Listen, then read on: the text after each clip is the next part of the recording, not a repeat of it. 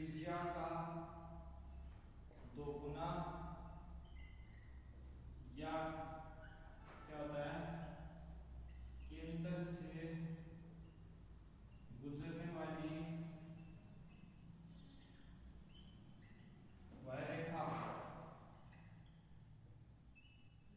जो वृत्त को दो भागों में जो वृत्त को दो समान भागों में बांट दे।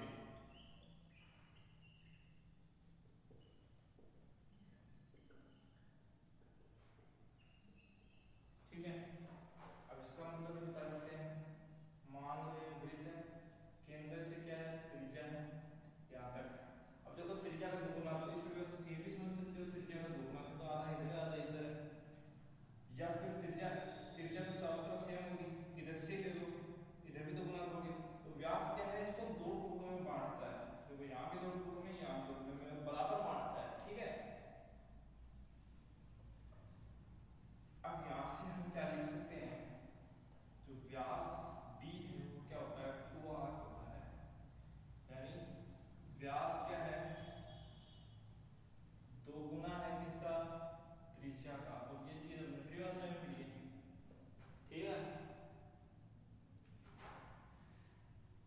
अब एक वृत्त की जीवा भी होती है।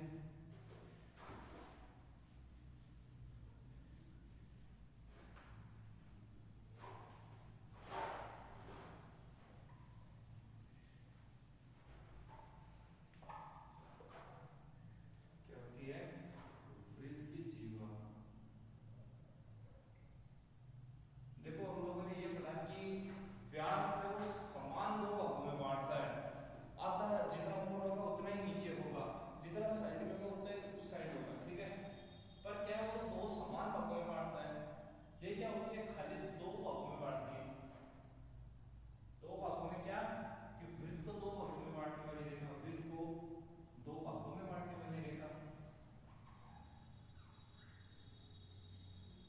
बांटने वाली रेखा क्या कहलाती है जीवा कहलाती है। मान लो ये कोई वृत्त है, ये सेंटर है, ये भी जीवा होगी, ये भी जीवा, ये भी जीवा, एक व्यास भी जीवा होता है, ये भी जीवा होती है, ये भी जीवा होती है, ये भी जीवा होती है। अगर इन सारे जीवाओं को देखें तो सबसे बड़ी जीवा कौन मिलेगा आपको व्यास मिलेगा। तो यहाँ से अपने आप एक पॉइंट और मिलता है कि वृत्त की सबसे बड़ी जीवा, वृत्त की सबसे बड़ी जीवा, बड़ी जीवा वृत्त का व्यास होती है, वृत्त का व्यास होती है।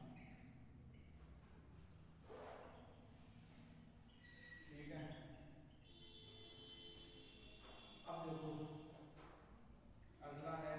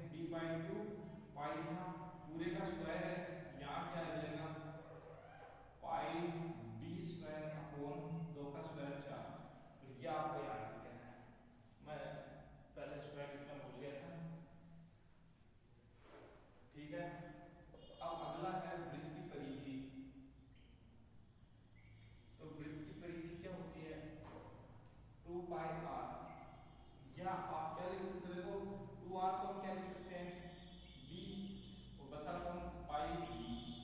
तो दो फॉर्मूले आपको आ गए।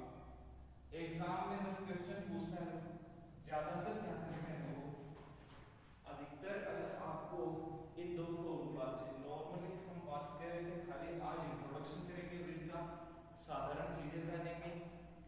सेकंड पार्ट में हम लोग इसकी जो एक्सरसाइज वगैरह है वो स्टार्ट करेंगे, और उससे रिलेटेड मोस्ट इंपॉर्टेंट क्वेश्चन जो आपको एग्जाम में मिल सकते हैं बोर्ड एग्जाम में, वो आपको मैं दिलवाऊंगा, ठीक है। अब वृद्धि वृद्धि, अब एग्जाम में देखो क्वेश्चन कैसा आएगा। अगर क्वेश्चन आपके एक्सरसाइज में भी आपके पढ़े होंगे, क्वेश्चन में आपको क्या देगा, पहली बात तो ये कि